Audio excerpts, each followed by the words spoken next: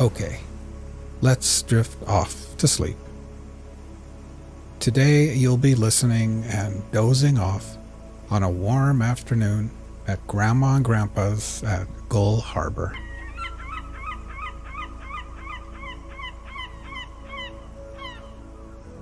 Imagine for a second that you are lying down on a warm futon mattress at one end of a screened-in porch.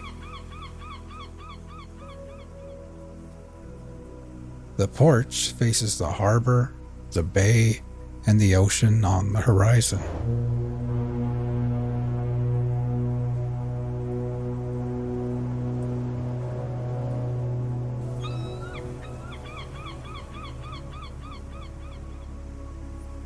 The mattress is nestled into a corner and is part of a cozy little reading nook prepared just for kids.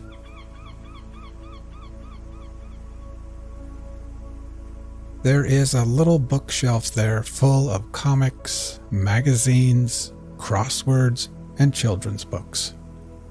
There are new books and worn-out books. The Hardy Boys, Nancy Drew, books about dinosaurs and horses and sea life, and all kinds of stories about kids getting into summer adventures together.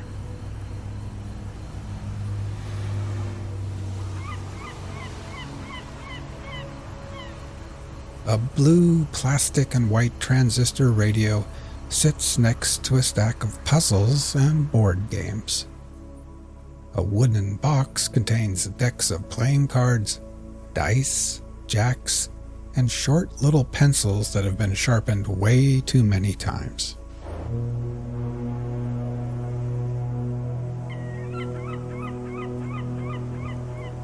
Now, while imagining laying here, let's get nice and relaxed. First, close your eyes and just become aware of your breathing, feeling your chest gently rise and fall again.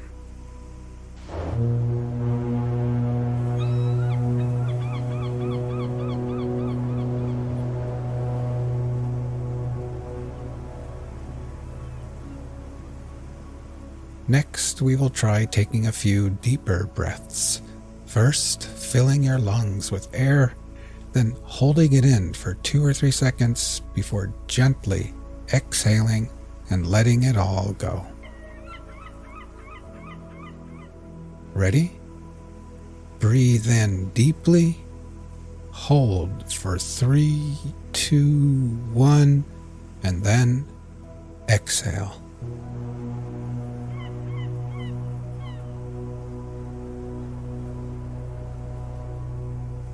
One more time.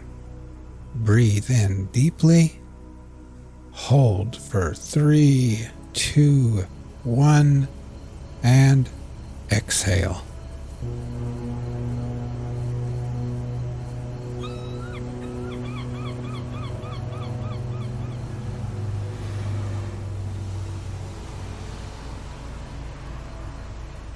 And try thinking to yourself, as I lay here at Gull Harbor, I can feel gravity's pull tugging me gently back towards Earth. With every exhale, I can feel my feet, my ankles, calves, knees, and my legs becoming heavier and more relaxed.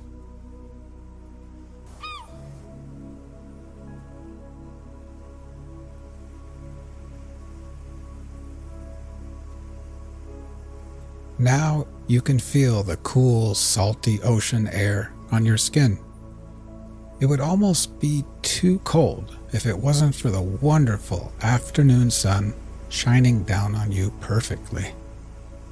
The sunlight splatters through the screens and bathes your tanned legs and arms with a soothing warmth, almost as if Grandma has wrapped you up like a cocoon in one of her quilted blankets.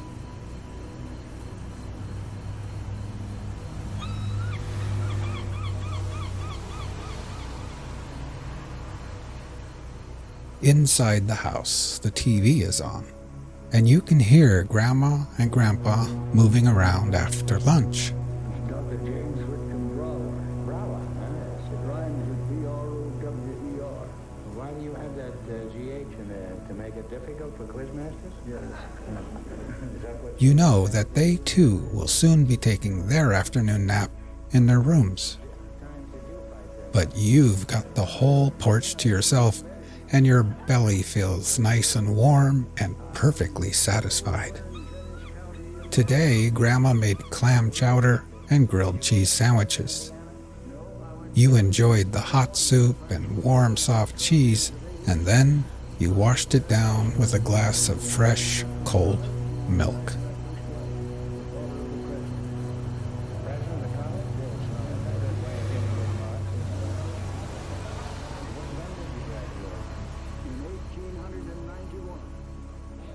Now, try taking a few more deep breaths. First, filling your lungs with air, holding it there briefly before gently exhaling and letting it all go. Ready? Breathe in deeply, hold for 3, 2, 1, and then exhale.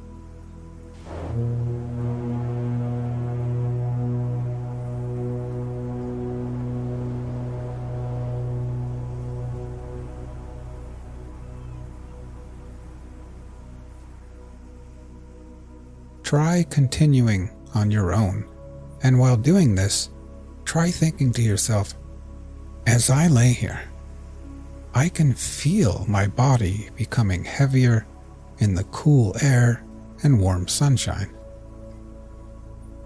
With each exhale, I can feel my hands and arms and my torso becoming heavier and heavier and more relaxed.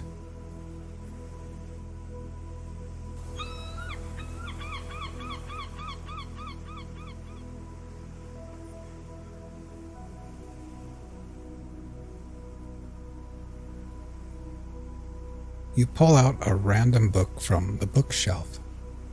This one is called Summer Friends, and on the cover is a picture of a little girl in a red dress with white polka dots. She's sitting in grass with flowers all about, and she's shaking the paw of a bunny rabbit while a white duck looks on and a little frog jumps through the air. You decide that you're just too sleepy to read right now, so you set the book down and lay back and think about the day. It's no wonder you're sleepy and tired. In the morning, after breakfast, Grandma rubbed coconut-scented sunscreen on your face and arms, and then Grandpa took you with him in the old rusty truck to the hardware store. There he drank coffee and laughed with old bearded men wearing high rubber boots.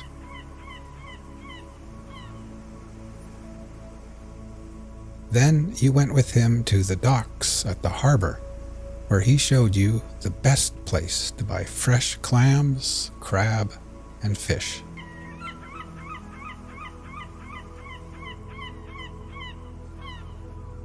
The docks were bustling with activity.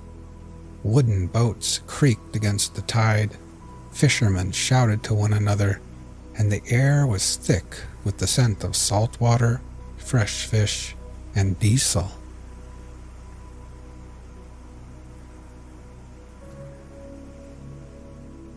As you continue to breathe deeply and then exhale, try thinking to yourself, as I lay here, my whole body feels heavy and relaxed. With every exhale, I can feel gravity pulling me back towards Earth gently. I can feel my head, my shoulders, my neck becoming relaxed and at ease. And my legs are heavy and at peace with gravity's pull. Now my whole body, my legs and feet, my arms and hands, my torso, my head and neck and shoulders, my whole body is completely at peace, relaxed, and at ease.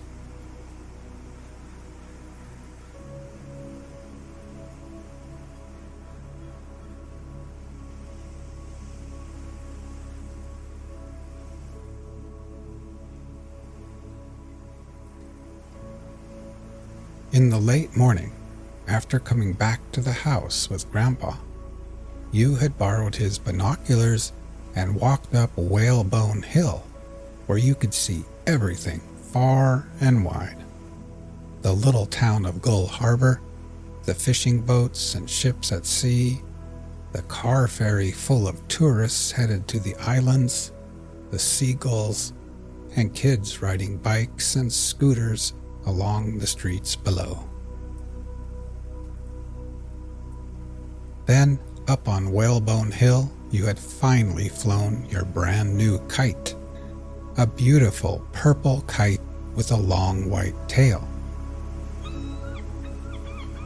It climbed higher and higher and higher through the coastal winds, tugging on your tired arms like a heavy fish on the end of the line.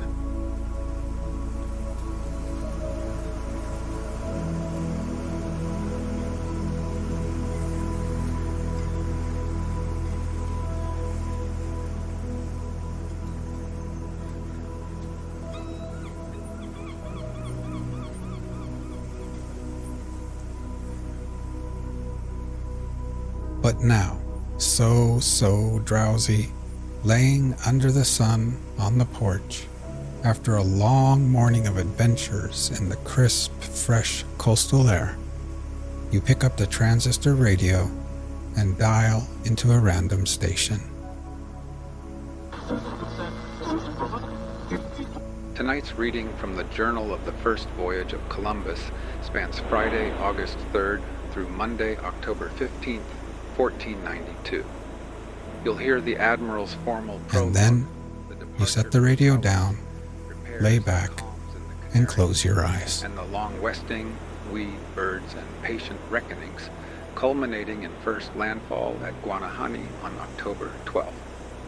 We continue through the first island visits from San Salvador to Santa Maria de la Concepcion and then Fernandina, ending as Columbus cares for a lone canoe-borne traveler and sets a course for the larger island ahead. Journal of the First Voyage of Columbus. This is the first voyage and the routes and direction taken by the Admiral Don Cristobal Colon when he discovered the Indies, summarized, except the prologue made for the sovereigns, which is given word for word and commences in this manner: in the name of our Lord Jesus Christ. Because, O most Christian and very high, very excellent and puissant princes, King and Queen of the Spains and of the islands of the sea, our lords in this present year of 1492, after your highnesses had given an end to the war with the Moors who reigned in Europe, and had finished it in the very great city of Granada, where in this present year, on the 2nd day of the month of January, by force of arms, I saw the royal banners of your highnesses placed on the towers of Alfambra, which is the fortress of that city. And I saw the Moorish king come forth from the gates of the city and kiss the royal hands of your highnesses and of the prince my lord. And presently in that same month, acting on the information that I had given to your highnesses touching the lands of India, and respecting a prince who is called Grand Khan, which means in our language, King of Kings, how he and his ancestors had sent to Rome many times to ask for learned men of our holy faith to teach him, and how the Holy Father had never complied, insomuch that many people believing in idolatries were lost by receiving doctrine of perdition. Your highnesses as Catholic Christians and princes who love the holy Christian faith and the propagation of it, and who are enemies to the sect of Mahoma and to all idolatries and heresies, resolved to send me, Cristobal Colon, to the said parts of India to see the said princes and the cities and lands and their disposition, with a view that they might be converted to our holy faith, and ordered that I should not go by land to the eastward, as had been customary, but that I should go by way of the west, whither up to this day we do not know for certain that anyone has gone. Thus, after having turned out all the Jews from all your kingdoms and lordships in the same month of January, your highnesses gave orders to me that with a sufficient fleet I should go to the said parts of India, and for this they made great concessions to me, and ennobled me, so that henceforward I should be called Don, and should be Chief Admiral of the Ocean Sea, perpetual Viceroy and Governor of all the islands and continents that I should discover and gain, and that I might hereafter discover and gain in the Ocean Sea, and that my eldest son should succeed, and so on from generation to generation forever. I left the city of Granada on the 12th day of May in the same year of 1492, being Saturday, and came to the town of Palos, which is a seaport, where I equipped 3 vessels well suited for such service, and departed from that port, well supplied with provisions and with many sailors, on the 3rd day of August of the same year, being Friday, half an hour before sunrise, taking the route to the islands of Canaria, belonging to your highnesses, which are in the said Ocean Sea, that I might thence take my departure for navigating until I should arrive at the Indies, and give the letters of your highnesses to those princes, so as to comply with my orders. As part of my duty, I thought it well to write an account of all the voyage very punctually, noting from day to day all that I should do and see, and that should happen, as will be seen further on. Also, lords princes, I resolved to describe each night what passed in the day, and to note each day how I navigated at night. I propose to construct a new chart for navigating, on which I shall delineate all the sea and lands of the ocean in their proper positions under their bearings. And further, I propose to prepare a book, and to put down all as it were in a picture, by latitude from the equator and western longitude. Above all, I shall have accomplished much, for I shall forget sleep, and shall work at the business of navigation, that so the service may be performed, all which will entail great labor. Friday, 3rd of August. We departed on Friday, the 3rd of August, in the year 1492, from the bar of Saltes at 8 o'clock, and proceeded with a strong sea breeze until sunset towards the south, for 60 miles, equal to 15 leagues, afterwards southwest and west-southwest, which was the course for the Canaries. Saturday, 4th of August. They steered southwest 1/4 south. Sunday, 5th of August. They continued their course day and night more than 40 leagues. Monday, 6th of August. The rudder of the Caravel Pinta became unshipped, and Martin Alonso Pinzon, who was in command, believed or suspected that it was by contrivance of Gomez Rascon and Cristobal Quintero, to whom the Caravel belonged, for they dreaded to go on that voyage. The admiral says that, before they sailed, these men had been displaying a certain backwardness, so to speak. The admiral was much disturbed at not being able to help the said Caravel without danger, and he says that he was eased of some anxiety when he reflected that Martin Alonso Pinzon was a man of energy and ingenuity. They made, during the day and night, 29 leagues. Tuesday, 7th of August. The rudder of the Pinta was shipped and secured, and they proceeded on a course for the island of Lanzarote, one of the Canaries. They made, during the day and night, 25 leagues. Wednesday, 8th of August. Opinions respecting their position varied among the pilots of the 3 caravels, but that of the admiral proved to be nearer the truth. He wished to go to Gran Canaria, to leave the Caravel Pinta, because she was disabled by the faulty hanging of her rudder and was making water. He intended to obtain another there if one could be found. They could not reach the place that day. Thursday, 9th of August. The admiral was not able to reach Gomera until the night of Sunday, while Martin Alonso remained on that coast of Gran Canaria by order of the admiral, because his vessel could not be navigated. Afterwards, the admiral took her to Canaria, and they repaired the Pinta very thoroughly through the pains and labor of the admiral, of Martin Alonso, and of the rest. Finally, they came to Gomera. They saw a great fire issue from the mountain of the island of Tenerife, which is of great height. They rigged the Pinta with square sails, for she was lateen rigged, and the admiral reached Gomera on Sunday, the 2nd of September, with the Pinta repaired. The admiral says that many honorable Spanish gentlemen who were at Gomera with Doña Inés Peraza, mother of Guillén Peraza, who was afterwards the first count of Gomera, and who were natives of the island of Hierro, declared that every year they saw land to the west of the Canaries, and others, natives of Gomera, affirmed the same on oath. The admiral here says that he remembers when in Portugal in the year 1484, a man came to the king from the island of Madeira to beg for a caravel to go to this land that was seen, who swore that it could be seen every year and always in the same way.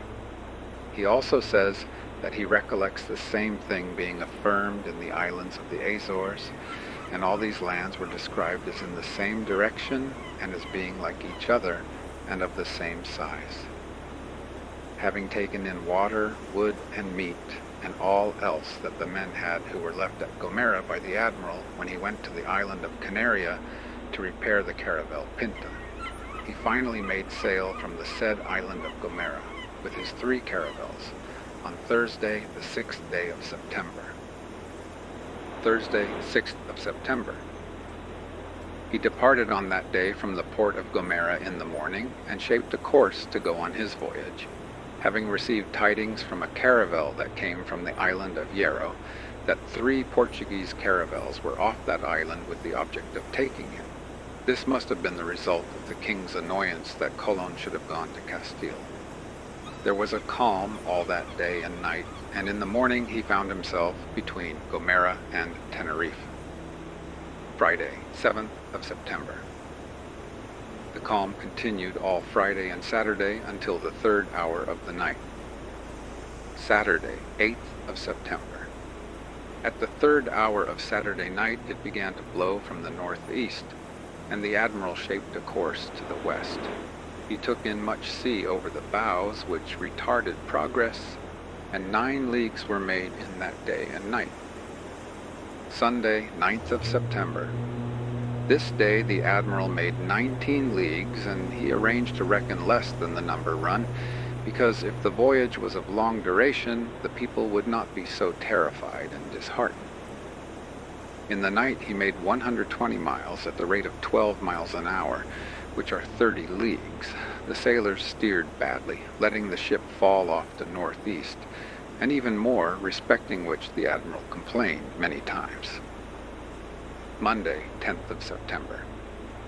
In this day and night he made 60 leagues at the rate of 10 miles an hour, which are 2.5 leagues, but he only counted 48 leagues, that the people might not be alarmed if the voyage should be long.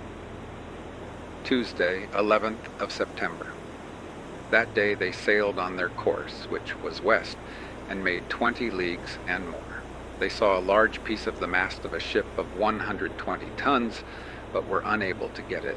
In the night they made nearly 20 leagues, but only counted 16, for the reason already given. Wednesday, 12th of September. That day, steering their course, they made 33 leagues during the day and night, counting less. Thursday, 13th of September. That day and night, steering their course, which was west, they made 33 leagues, counting 3 or 4 less. The currents were against them. On this day, at the commencement of the night, the needles turned a half point to northwest, and in the morning they turned somewhat more northwest. Friday, 14th of September. That day they navigated on their westerly course, day and night 20 leagues, counting a little less. Here those of the Caravel Niña reported that they had seen a tern and a boatswain bird, and these birds never go more than 25 leagues from the land. Saturday, 15th of September. That day and night they made 27 leagues and rather more on their west course, and in the early part of the night there fell from heaven into the sea a marvelous flame of fire at a distance of about 4 or 5 leagues from them. Sunday, the 16th of September. That day and night they steered their course west, making 39 leagues, but the admiral only counted 36. There were some clouds and small rain.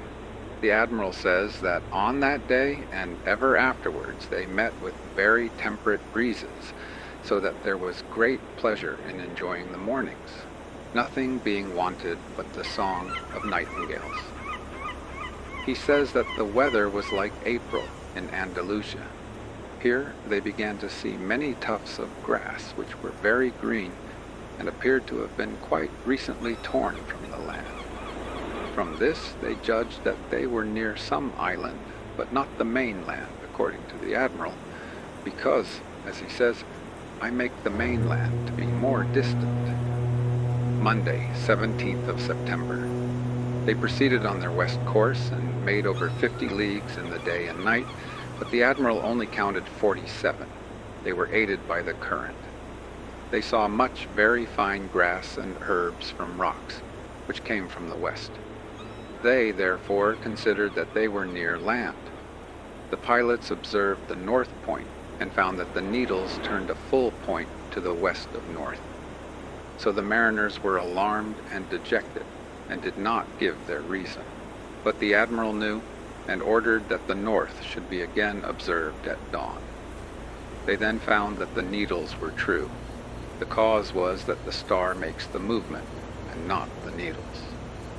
At dawn on that Monday they saw much more weed appearing like herbs from rivers, in which they found a live crab, which the admiral kept. He says that these crabs are certain signs of land. The seawater was found to be less salt than it had been since leaving the Canaries. The breezes were always soft. Everyone was pleased, and the best sailors went ahead to sight the first land. They saw many tunny fish, and the crew of the Niña killed one. The admiral here says that these signs of land came from the west, in which direction I trust in that high God in whose hands are all victories, that very soon we shall sight land. In that morning he says that a white bird was seen which has not the habit of sleeping on the sea, called rabo de junco, boatswain bird. Tuesday, the 18th of September. This day and night they made over 55 leagues, the admiral only counting 48. In all these days the sea was very smooth, like the river at Seville. This day Martin Alonso, with the Pinta, which was a fast sailor, did not wait, for he said to the admiral from his caravel that he had seen a great multitude of birds flying westward, that he hoped to see land that night, and that he therefore pressed onward.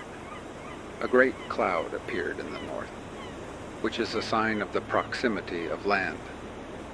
Wednesday, 19th of September. The admiral continued on his course, and during the day and night he made but 25 leagues because it was calm. He counted 22. This day, at 10 o'clock, a booby came to the ship, and in the afternoon another arrived, these birds not generally going more than 20 leagues from the land. There was also some drizzling rain without wind, which is a sure sign of land. The admiral did not wish to cause delay by beating to windward to ascertain whether land was near, but he considered it certain that there were islands both to the north and south of his position, as indeed there were, and he was passing through the middle of them. For his desire was to press onwards to the Indies, the weather being fine, for on his return, God willing, he could see all. These are his own words. Here the pilots found their positions.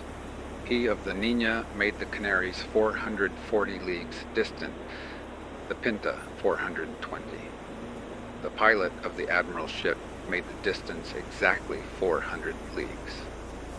Thursday, 20th of September. This day the course was west by north, and as her head was all round the compass owing to the calm that prevailed, the ship made only 7 or 8 leagues. 2 boobies came to the ship, and afterwards another, a sign of the proximity of land. They saw much weed, although none was seen on the previous day. They caught a bird with the hand which was like a tern, but it was a river bird, not a sea bird, the feet being like those of a gull. At dawn, 2 or 3 land birds came singing to the ship, and they disappeared before sunset. Afterwards a booby came from west-northwest and flew to the southwest, which was a sign that it left land in the west-northwest. For these birds sleep on shore and go to sea in the mornings in search of food, not extending their flight more than 20 leagues from the land. Friday, 21st September. Most of the day it was calm, and later there was a little wind.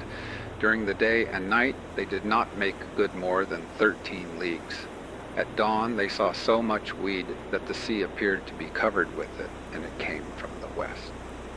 A booby was seen. The sea was very smooth like a river, and the air the best in the world. They saw a whale, which is a sign that they were near land, because they always keep near the shore. Saturday, 22nd of September. They shaped a course west-northwest, more or less, her head turning from one to the other point, and made 30 leagues. Scarcely any weed was seen. They saw some sandpipers and another bird. Here, the admiral says, "This contrary wind was very necessary for me, because my people were much excited at the thought that in these seas no wind ever blew in the direction of Spain." Part of the day there was no weed, and later it was very thick. Sunday, 23rd of September. They shaped a course northwest and at times more northerly. Occasionally they were on their course, which was west, and they made about 22 leagues. They saw a dove and a booby, another river bird, and some white birds. There was a great deal of weed, and they found crabs in it. The sea being smooth and calm, the crew began to murmur, saying that here there was no great sea, and that the wind would never blow so that they could return to Spain. Afterwards the sea rose very much without wind, which astonished them. The admiral here says, "Thus the high sea was very necessary to me, such as had not appeared but in the time of the Jews when they went out of Egypt and murmured against Moses who delivered them out of captivity." Monday, the 24th of September. The admiral went on his west course all day and night, making 14 leagues. He counted 12.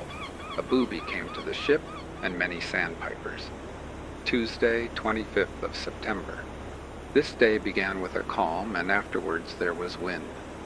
They were on their west course until night. The admiral conversed with Martin Alonso Pinzon, captain of the other caravel Pinta, respecting a chart which he had sent to the caravel 3 days before, on which, as it would appear, the admiral had certain islands depicted in that sea. Martin Alonso said that the ships were in the position on which the islands were placed, and the admiral replied that so it appeared to him, but it might be that they had not fallen in with them, owing to the currents which had always set the ships to the northeast, and that they had not made so much as the pilots reported. The admiral then asked for the chart to be returned, and it was sent back on a line. The admiral then began to plot the position on it with the pilot and mariners. At sunset, Martin Alonso went up on the poop of his ship, and with much joy called to the admiral, claiming the reward as he had sighted land. When the admiral heard this positively declared, he says that he gave thanks to the Lord on his knees, while Martin Alonso said the Gloria in Excelsis with his people. The admiral's crew did the same. Those of the Niña all went up on the mast and into the rigging, and declared that it was land. It so seemed to the admiral, and that it was distant 25 leagues. They all continued to declare it was land until night. The admiral ordered the course to be altered from west to southwest. in which direction the land had appeared. That day they made 4 leagues on a west course, and 17 southwest during the night, in all 21. But the people were told that 13 was the distance made good, for it was always feigned to them that the distances were less, so that the voyage might not appear so long. Thus 2 reckonings were kept on this voyage, the shorter being feigned, and the longer being the true one. The sea was very smooth, so that many sailors bathed alongside. They saw many dorados and other fish. Wednesday, the 26th of September. The admiral continued on the west course until afternoon. Then he altered course to southwest, until he made out that what had been said to be land was only clouds. Day and night they made 31 leagues, counting 24 for the people. The sea was like a river, the air pleasant and very mild. Thursday, 27th of September.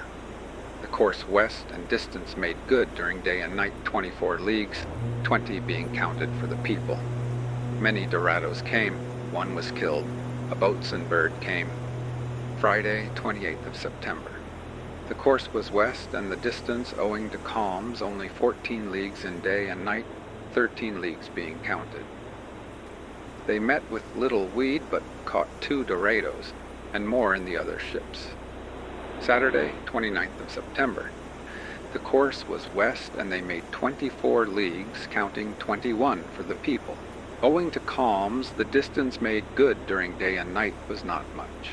They saw a bird called rabiforcado, man-o'-war bird, which makes the boobies vomit what they have swallowed, and eats it, maintaining itself on nothing else.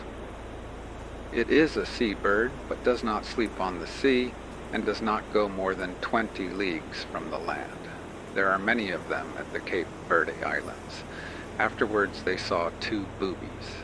The air was very mild and agreeable, and the admiral says that nothing was wanting but to hear the nightingale. The sea smooth as a river. Later, 3 boobies and a man-o'-war bird were seen 3 times. There was much weed. Sunday, 30th of September. The western course was steered, and during the day and night, owing to calms, only 14 leagues were made, 11 being counted. 4 boatswain birds came to the ship, which is a great sign of land, for so many birds of this kind together is a sign that they are not straying or lost. They also twice saw 4 boobies. There was much weed. Note that the stars, which are called Las Guardias, the pointers, when night comes on, are near the western point, and when dawn breaks, they are near the northeast point, so that during the whole night they do not appear to move more than 3 lines or 9 hours, and this on each night. The admiral says this, and also that at nightfall the needles vary a point westerly, while at dawn they agree exactly with the star. From this it would appear that the North Star has a movement like the other stars, while the needles always point correctly. Monday, 1st of October. Course west and 25 leagues made good, counted for the crew as 20 leagues. There was a heavy shower of rain. At dawn, the admiral's pilot made the distance from Hierro 578 leagues to the west. The reduced reckoning which the admiral showed to the crew made it 584 leagues, but the truth which the admiral observed and kept secret was 707. Tuesday, 2nd of October. Course west, and during the day and night 39 leagues were made good, counted for the crew as 30. The sea always smooth. Many thanks be given to God, says the admiral, that the weed is coming from east to west, contrary to its usual course. Many fish were seen, and 1 was killed. A white bird was also seen that appeared to be a gull. Wednesday, 3rd of October. They navigated on the usual course and made good 47 leagues, counted as 40. Sandpipers appeared, and much weed, some of it very old and some quite fresh and having fruit. They saw no birds. The admiral, therefore, thought that they had left the islands behind them, which were depicted on the charts. The admiral here says that he did not wish to keep the ships beating about during the last week, and in the last few days when there were so many signs of land. although he had information of certain islands in this region. For he wished to avoid delay, his object being to reach the Indies. He says that to delay would not be wise. Thursday, 4th of October. Course west and 63 leagues made good during the day and night, counted as 46. More than 40 sandpipers came to the ship in a flock, and 2 boobies and a ship's boy hit one with a stone. There also came a man-o'-war bird and a white bird like a gull. Friday, 5th of October. The Admiral steered his course, going 11 miles an hour, and during the day and night they made good 57 leagues. As the wind increased somewhat during the night, 45 were counted. The sea was smooth and quiet. To God, he says, be many thanks given, the air being pleasant and temperate, with no weed, many sandpipers, and flying fish coming on the deck in numbers. Saturday, 6th of October. The Admiral continued his west course, and during day and night they made good 40 leagues, 33 being counted. This night, Martin Alonso said that it would be well to steer south of west, and it appeared to the Admiral that Martin Alonso did not say this with respect to the island of Chipangu. He saw that if an error was made, the land would not be reached so quickly, and that consequently it would be better to go at once to the continent and afterwards to the islands. Sunday, 7th of October. The west course was continued. For 2 hours they went at the rate of 12 miles an hour, and afterwards 8 miles an hour. They made good 23 leagues, counting 18 for the people.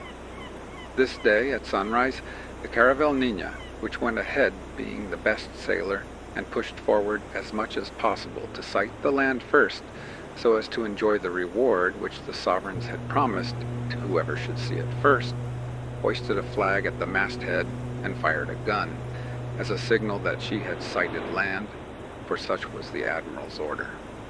He had also ordered that, at sunrise and sunset, all the ships should join him, because those 2 times are most proper for seeing the greatest distance, the haze clearing away. No land was seen during the afternoon, as reported by the Caravel Niña, and they passed a great number of birds flying from north to southwest. This gave rise to the belief that the birds were either going to sleep on land or were flying from the winter, which might be supposed to be near in the land whence they were coming. The Admiral was aware that most of the islands held by the Portuguese were discovered by the flight of birds. For this reason, he resolved to give up the west course and to shape a course west-southwest for the 2 following days. He began the new course 1 hour before sunset. They made good during the night about 5 leagues and 23 in the day, altogether 28 leagues. Monday, 8th of October. The course was west-southwest, and 11.5 or 12 leagues were made good in the day and night.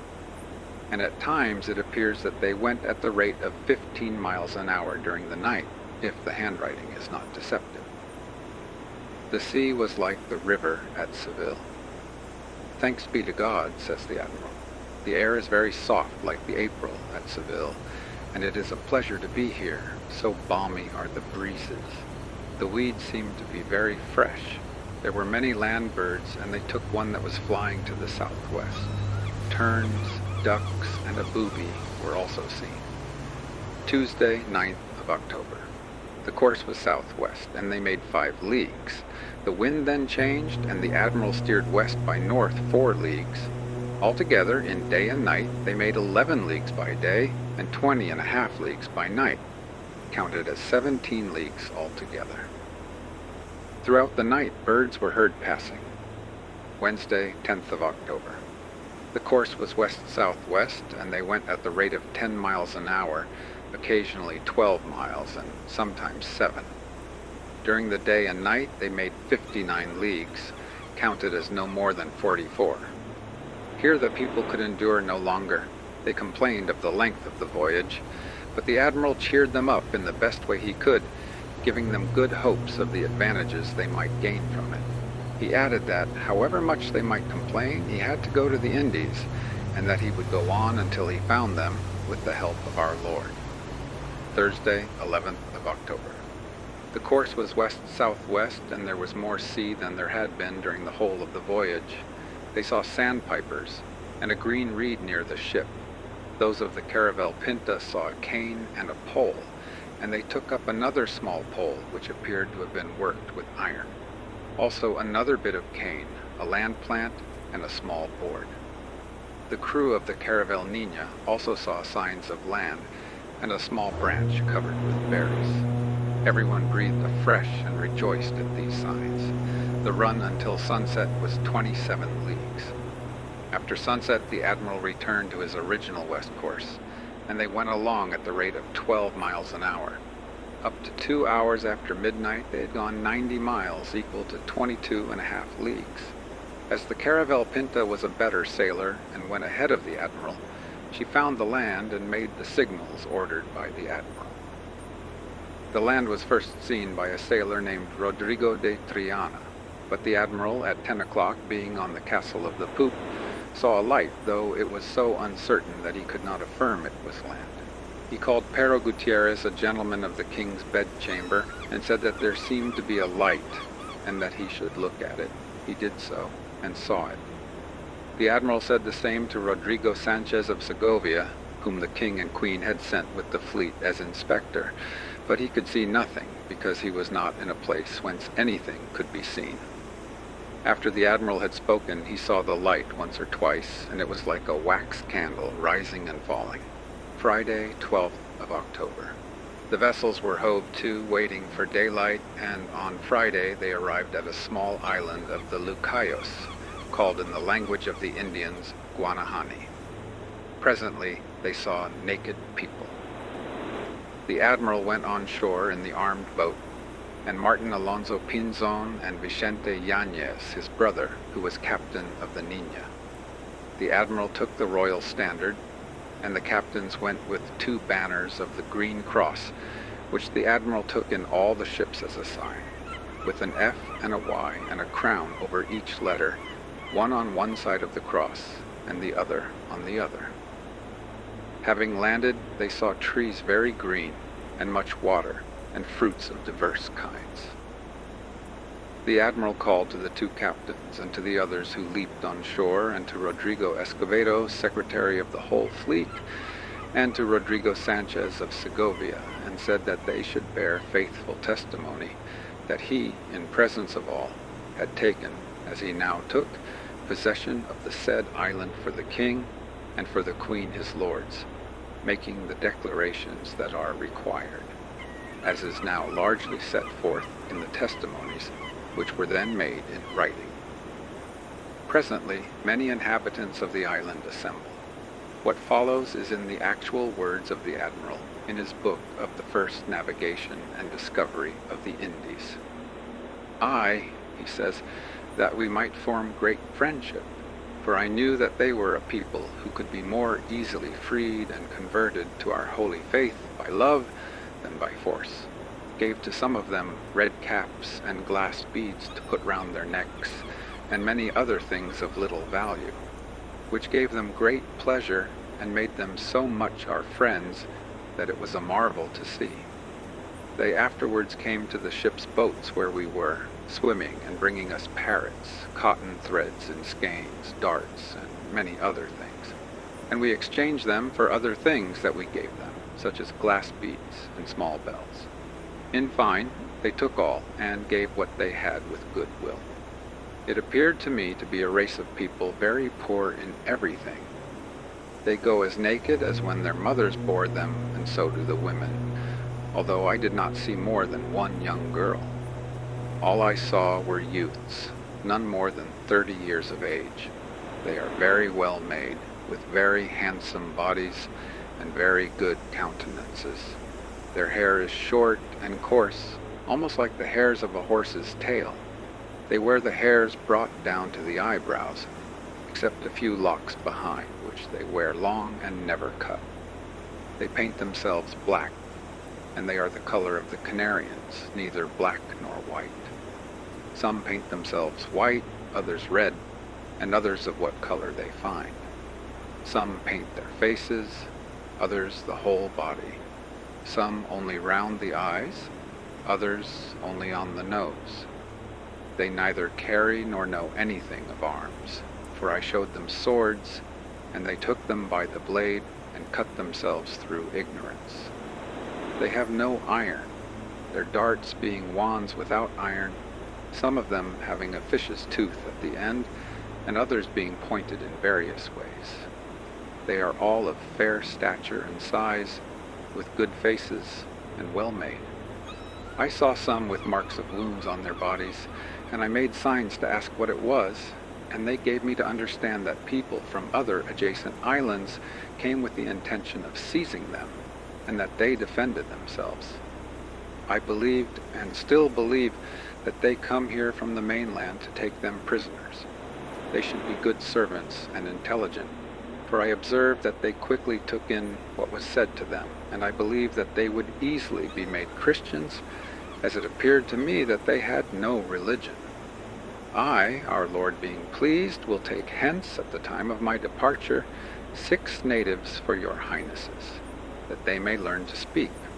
I saw no beast of any kind except parrots on this island. The above is in the words of the Admiral.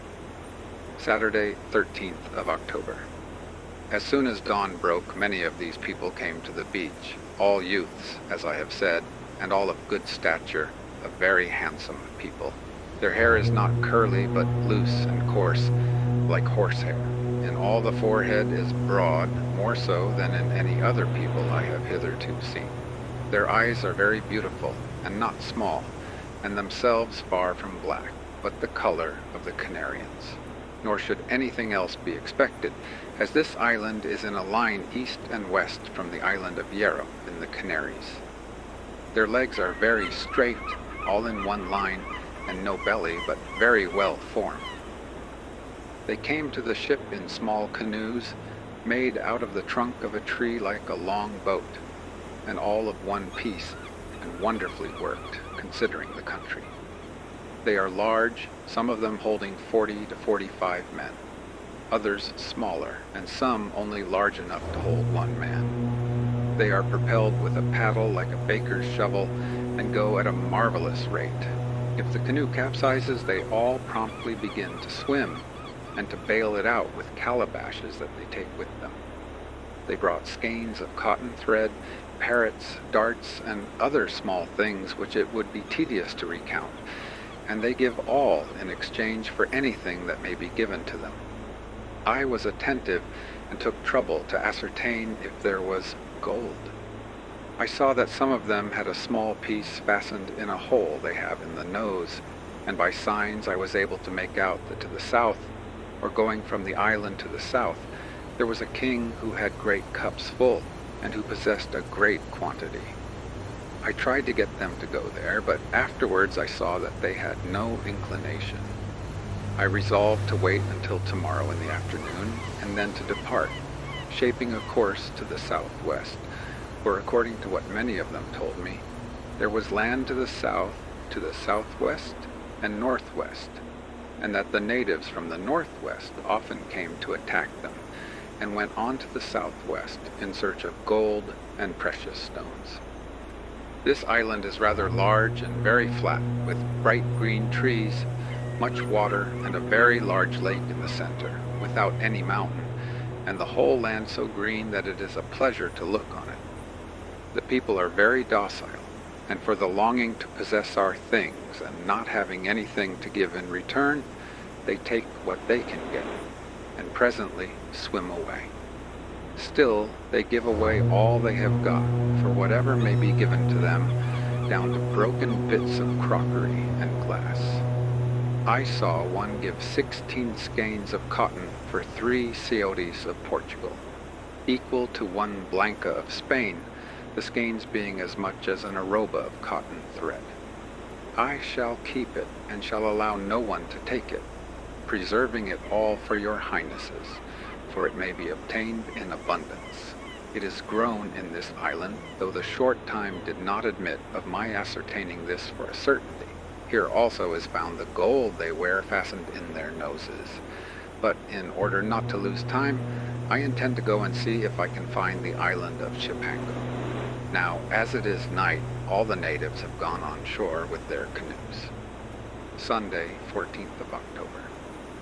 At dawn, I ordered the ship's boat and the boats of the caravels to be got ready, and I went along the coast of the island and to the north-northeast to see the other side, which was on the other side to the east, and also to see the villages.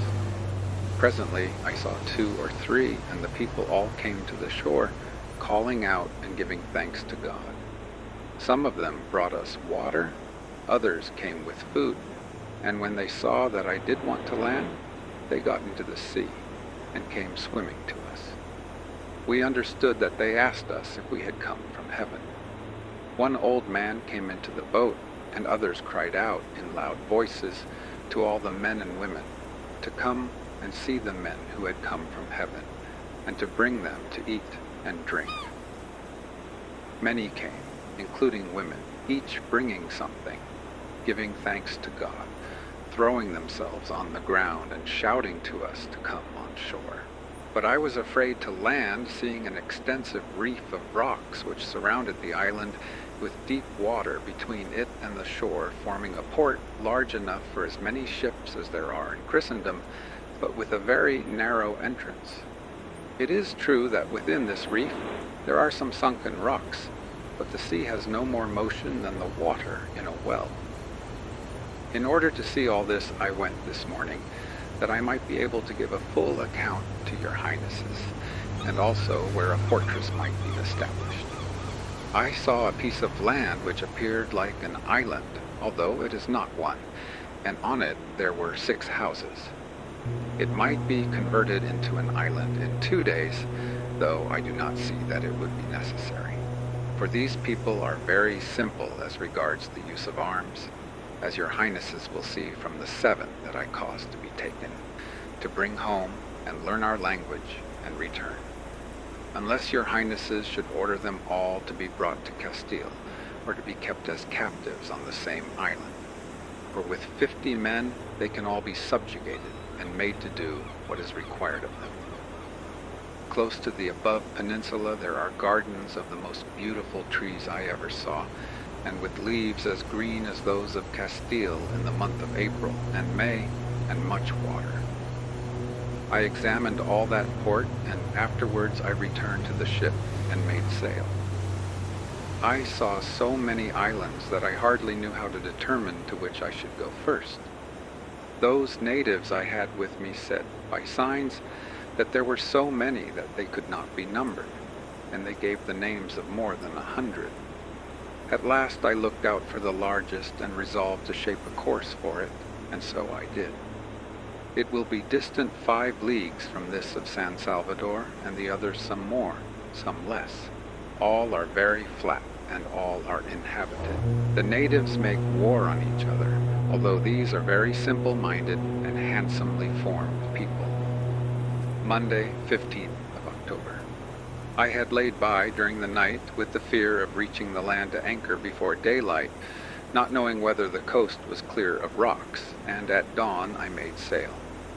As the island was more than 5 leagues distant and nearer 7, and the tide checked my way. It was noon when we arrived at the said island. I found that side facing towards the island of San Salvador trended north and south with a length of 5 leagues, and the other, which I followed, ran east and west for more than 10 leagues. As from this island I saw another larger one to the west, I clewed up the sails after having run all that day until night. Otherwise, I could not have reached the western cape. I gave the name of Santa Maria de la Concepcion to the island, and almost as the sun set, I anchored near the said cape to ascertain if it contained gold. For the people I had taken from the island of San Salvador told me that here they wore very large rings of gold on their arms and legs. I really believed that all they said was nonsense, invented that they might escape. My desire was not to pass any island without taking possession, so that one having been taken, the same may be said of all. I anchored and remained until today, Tuesday, when I went to the shore with the boats armed and landed. The people, who were numerous, went naked, and were like those of the other island of San Salvador. They let us go over the island and gave us what we required. As the wind changed to the southeast, I did not like to stay, and returned to the ship. A large canoe was alongside the Niña, and one of the men of the island of San Salvador, who was on board, jumped into the sea and got into the canoe. In the middle of the night before, another swam away behind the canoe, which fled, for there never was boat that could have overtaken her, seeing that in speed they have a great advantage. So they reached the land and left the canoe. Some of my people went on shore in chase of them, but they all fled like fowls, and the canoe they had left was brought alongside the caravel Niña. With her, from another direction, another small canoe came, with a man who wished to barter with skeins of cotton. Some sailors jumped into the sea, because he would not come on board the caravel, and seized him. I was on the poop of my ship, and saw everything. So I sent for the man, gave him a red cap, some small beads of green glass, which I put on his arms, and small bells, which I put in his ears, and ordered his canoe, which was also on board, to be returned to him. I sent him on shore, and presently made sail to go to the other large island which was in sight to the westward. I also ordered the other large canoe, which the caravel Niña was towing astern, to be cast adrift. And I soon saw that it reached the land at the same time as the man to whom I had given the above things. I had not wished to take the skein of cotton that he offered me. All the others came round him and seemed astonished, for it appeared clear to them that we were good people. The other man who had fled might do us some harm, because we had carried him off, and for that reason I ordered this man to be set free, and gave him the above things, that he might think well of us. Otherwise, when your highnesses again send an expedition, they might not be friendly. All the presents I gave were not worth 4 maravedis. At 10 we departed with the wind southwest, and made for the south to reach that other island, which is very large, and respecting which all the men that I bring from San Salvador make signs that there is much gold, and that they wear it as bracelets on the arms, on the legs, in the ears and nose, and round the neck. The distance of this island from that of Santa Maria is 9 leagues on a course east to west. All this part of the island trends northwest and southeast, and it appeared that this coast must have length of 28 leagues. It is very flat, without any mountain, like San Salvador and Santa Maria, all being beach without rocks, except that there are some sunken rocks near the land, whence it is necessary to keep a good lookout when it is desired to anchor and not to come to very near the land. But the water is always very clear, and the bottom is visible. At a distance of 2 shots of a lombard, there is, off all these islands, such a depth that the bottom cannot be reached. These islands are very green and fertile, the climate very mild. They may contain many things of which I have no knowledge, for I do not wish to stop in discovering and visiting many islands to find gold. These people make signs that it is worn on the arms and legs, and it must be gold, for they point to some pieces that I have. I cannot err, with the help of our Lord, in finding out where this gold has its origin. Being in the middle of the channel between these 2 islands, that is to say, that of Santa Maria and this large one, to which I give the name of Fernandina, I came upon a man alone in a canoe going from Santa Maria to Fernandina. He had a little of their bread, about the size of a fist, a calabash of water, a piece of brown earth powdered and then kneaded, and some dried leaves, which must be a thing highly valued by them, for they bartered with it at San Salvador. He also had with him a native basket with a string of glass beads, and 2 blancas, by which I knew that he had come from the island of San Salvador, and had been to Santa Maria, and thence to Fernandina. He came alongside the ship, and I made him come on board as he desired, also getting the canoe inboard, after taking care of all his property. I ordered him to be given to eat bread and treacle, and also to drink. And so I shall take him on to Fernandina, where I shall return everything to him. Order that he may give a good account of us, that, our Lord pleasing, when your highnesses shall send here, those who come may receive honor, and that the natives may give them all they require.